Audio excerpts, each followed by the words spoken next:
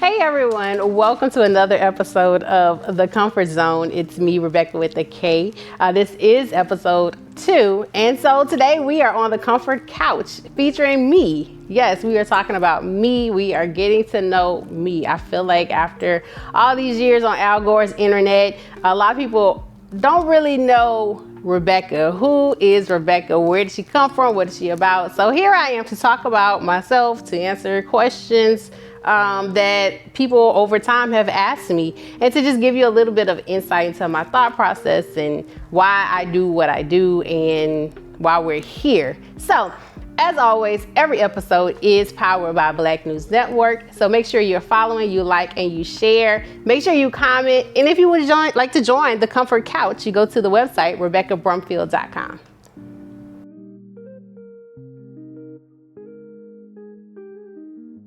A lot of people ask me about being a Pacers fan, right? I think I'm like one of, I don't know, maybe 3 Pacers fans in Baton Rouge.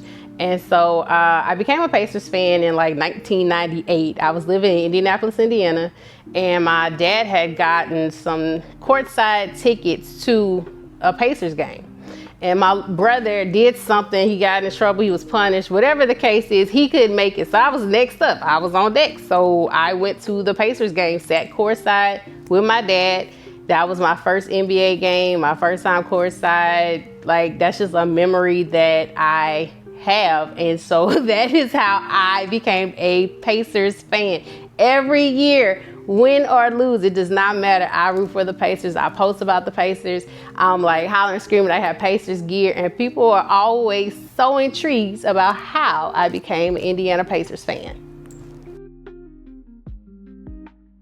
The first time I took a big leap with my business would probably be DMing just different brands and just getting out there, sharing my information, sharing who I am, sharing some of the links of the interviews that I've done previously. Like they say, it's almost like cold calling for salespeople, but it's like cold calling for influencers or podcasters, just jumping out there. And interestingly enough, people are very receptive to that because they see your hustle. They see, they're able to see in real time what you've done. People that you've talked to, they get to see your personality, what you're about. And so if you're a lifestyle brand, they want to see lifestyle. They want to see, are you a foodie? Are you going out and traveling? Are you doing home? Are you doing beauty? Like, they get to see exactly who you say you are claiming to be from your social media profile. And so it's always very, very important. Like I tell my clients, make sure whatever niche you're trying to go into, that you stick with that. Because if you're all over the place and people don't really know what it is you're trying to do and you're just trying to get free stuff. I would look at myself and think, wow, how far I've come. I think I'm still there. I'm still growing. Life is always evolving. Things happen day to day.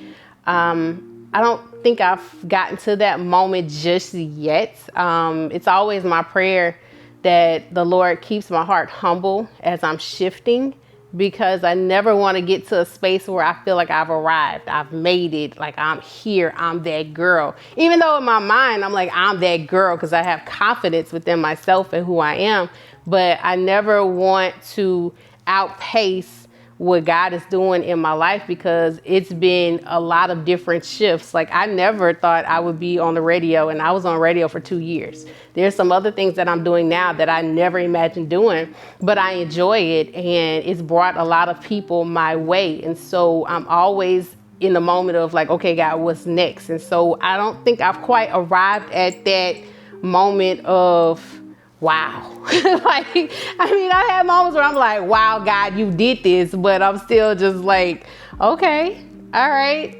We still rolling. People still tuning in. They still liking and commenting. So I'm still doing my thing.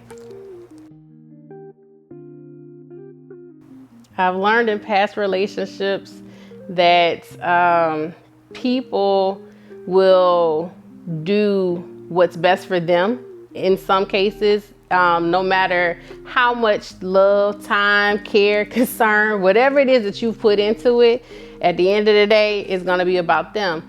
And it's not all relationships. Oftentimes when I speak on relationships, people automatically assume it's my past relationship, my most recent relationship. And I guess that's because that's a more public relationship. People know me, people know him. And so they just kind of automatically assume that anytime I post about something dealing with that or repost something, it has something to do with that relationship. I'm 42 years old. I've been in a few relationships in my life. Even though most of them are long-term, so it's not a lot. But the other thing too is I've learned that people, their ideas of relationship and being in community is so different. And those are the things that I guess you really supposed to learn that and establish that like in the friendship part.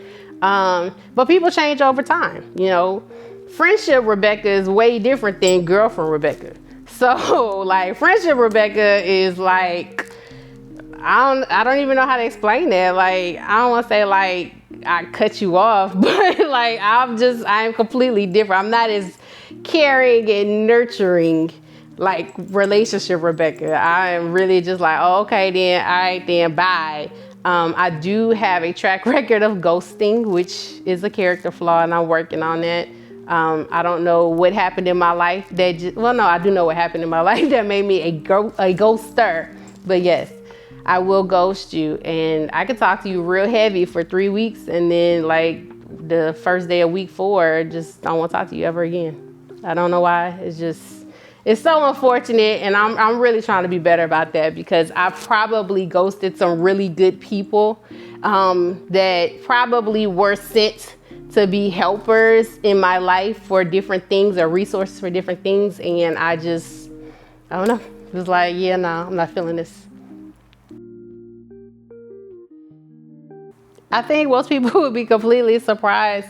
Number one, I think most people know, if not, you're finding out now that I am a preacher's daughter, a pastor's daughter. I think a lot of people are surprised by that because of the fact of I just live my life. Let's not be mistaken. I am a Christian woman. However, I live my life. I'm not going to do anything like I'm not going to steal, kill, cheat you. I'm not going to do any of those things, but I live my life in a way that what you see online is what you see in person. I am my authentic self. The other thing is my parents know who they raise. My parents are very clear. They know me. They know Rebekah. They know the person that they raised. And so a lot of times when I, post things online or I say things online, my parents are like, they see it. I mean, I'm not hiding it from them. We're friends on Facebook, and I think if you are fortunate enough to come around my family, because I don't bring a lot of people around my family. I'm very protective of my parents. I'm very protective of my family. Just a family dynamic. Like, we not toting Bibles everywhere we go. We weren't that type of family that every time the church doors was open, Tuesday, Wednesday, Saturday, we was there. No, that's not our family at all. If you've been around my family, you already know how we get down. So, I will pray and prophesy to you. However, I will, I do like to go out and have a good bald head ratchet time sometimes. Vulnerability in romantic relationships. Sometimes I think I am too vulnerable, only because I feel like if we're in a relationship, we are locked in. We should be each other's partners, cheerleaders, supporters, secretaries, administrative assistant, manager, whatever it is, right? And maybe that's a character flaw of mine, because that's how I feel. I feel that if we are saying we are in a relationship, that is what it is. And so handling vulnerability, sometimes I've learned that because I'm a problem solver, I don't have to solve every problem. Sometimes it's just best for me to be quiet and just listen. Just run it. Say what you have to say, get it off your chest, get out your heart. And I don't have to problem solve in that moment. Just let it be that moment. And it's just one of those things where it's like, if I don't feel like that same energy is given, then I'm gonna slowly pull back. Like, I am a all 5 love languages kind of girl. Legitimately, I am all 5 love languages. And I understand everyone doesn't operate that way. And that's okay. But you can learn. As long as you're putting forth the effort and you're trying, and we're trying to do this together, and we're both, putting in for each other. There's days where I'm picking up the slack or you're picking up the slack, and there's a balance, and it's good. It can work out anything. But when it's just a clear, one person's putting all the weight in, then there's a problem. Times where I've felt really unsure of myself, probably often. I'm 5 feet. I've been this height since like the 7th, maybe the 8th grade. I've always had like an ideal of weight and body image in my mind.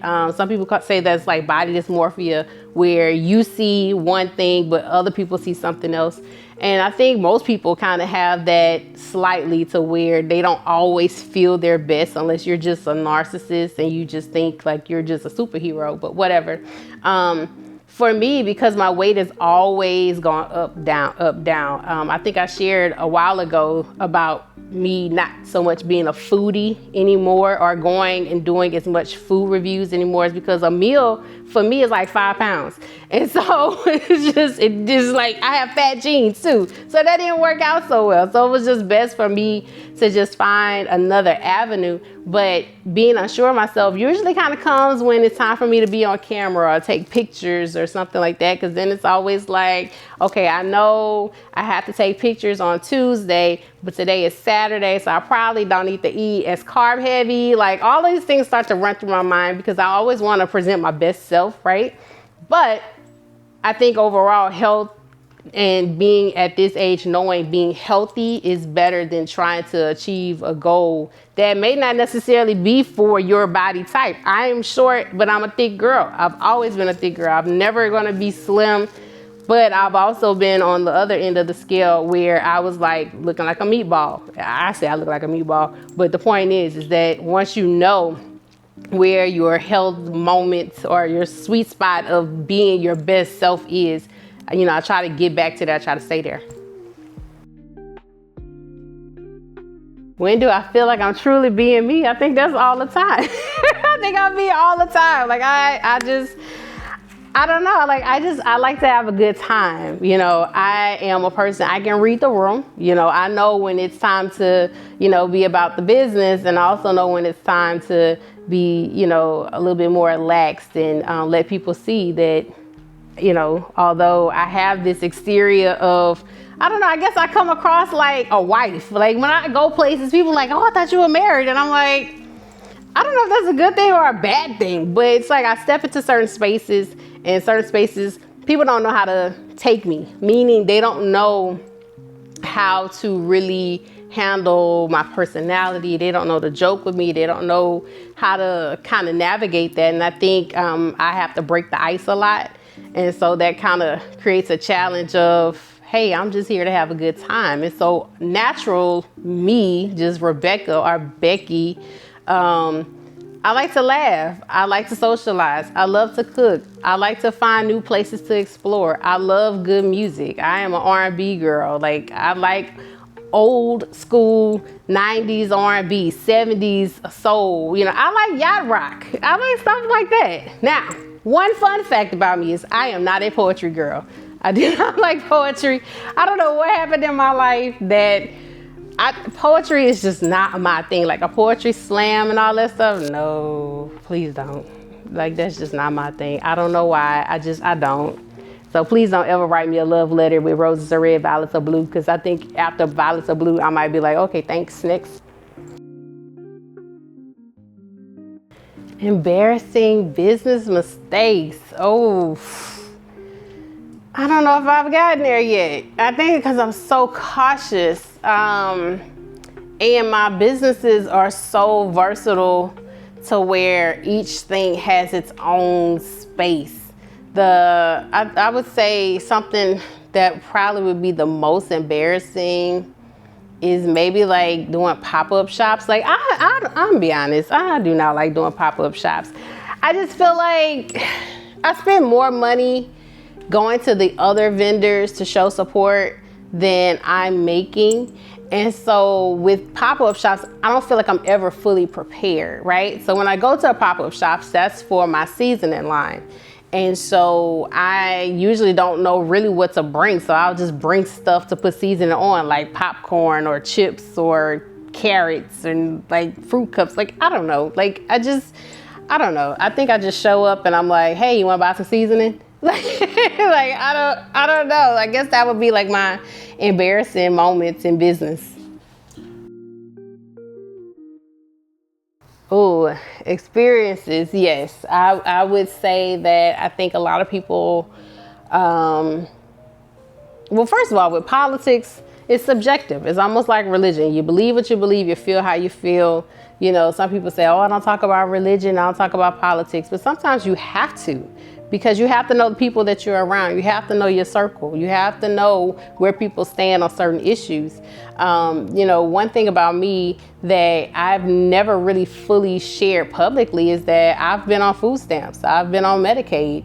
You know, after I had my daughter, I had to figure it out. You know, I was that person. I went back to school for a refund check, but I did it out of survival. It wasn't because I just wanted to get money. It was survival mode to take care of my child, you know? And so I look at, you know, where we are as a society now and how, you know, they want to cut food stamps. They want to, you know, basically dictate what you're spending your money on to feed your family. Well, if no one in the home really knows how to cook baked chicken, green beans, rice, and gravy, and all we know how to do is, you know, do oven pizza and ramen noodles, well, at least someone is preparing some type of meal. It's not the healthiest, but you're being fed, right? And so I just feel like we can't not take these elections seriously anymore. I think 2025 has shown all of us that no matter what the election is, it could be dog catcher, senior usher board, whatever, we have to go and show that we want to exercise our right to vote and have our voices heard, because it affects all of us, whether you're getting government assistance or you're not. Everything is a trickle-down effect, and it affects everyone from top to bottom. So those are some of the things I think that affects my outlook with politics.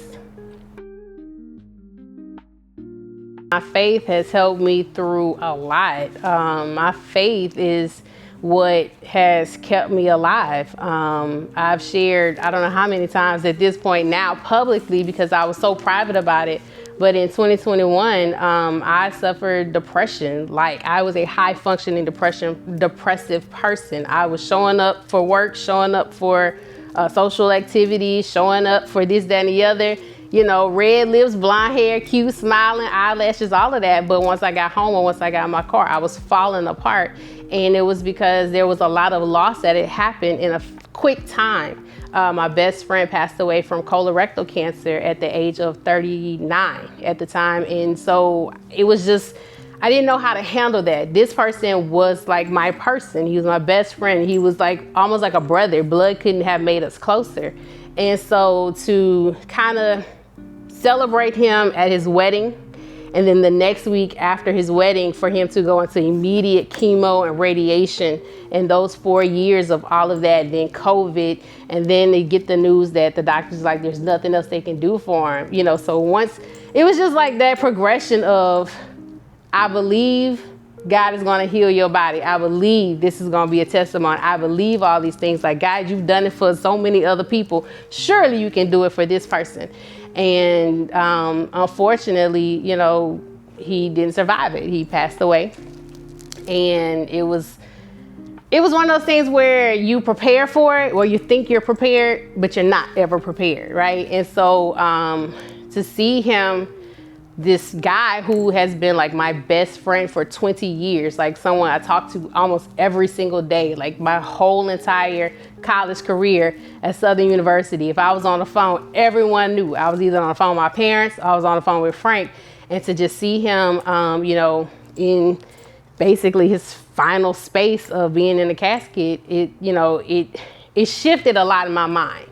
I'd never lost my faith, but I also knew, like, okay, God, if this is your will, you'll help me get through the next phases of this, because this person who it's an odd thing, because I've also lost a sibling, like my sister. I lost her to breast cancer, but with my best friend, I grieved hard. Like, it took me a while to get over that, to the point where I was seeing a therapist because I didn't tell anybody. I was here in my house. I was locked up. I would be in the house. I get up, go to work, come back, I'm on my couch. I didn't even tell my closest friends. I didn't tell my closest family. And I think what happened, my daughter noticed. And once she noticed something wasn't right, she reached out to my parents. And from there, my parents said something. And I think I kind of was like, okay, people are noticing that I'm not okay.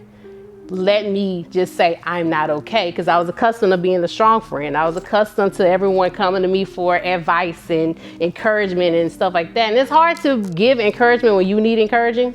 And so through all of that, I had gotten a therapist. The therapist, just giving her the backstory of our friendship. She was like, well, do you think maybe you were the grieving widow? And I'm like, nah, I never thought like that. Like, we never, nothing like that. We were just instant best friends.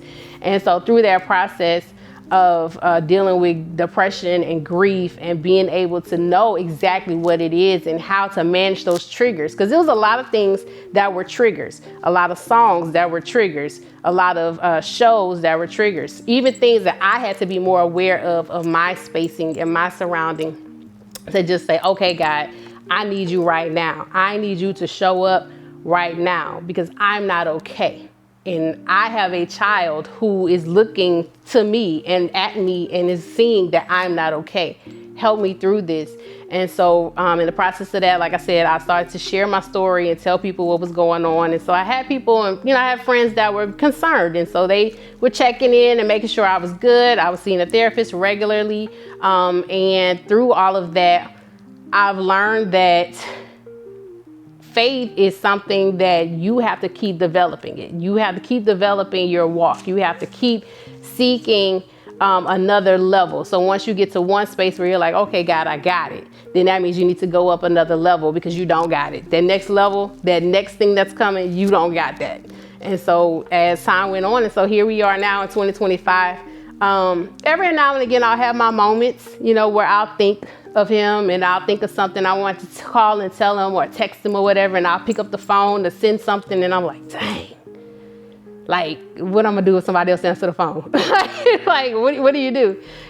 So it's one of those things where faith is always, present for me. It's always a forefront, and I try my absolute best to always represent the fact that I am a Christian, Christ-believing woman, but I never just feel like I have to just bombard somebody. Anyone that is truly living a life of faith and belief, you can see that in them and on them.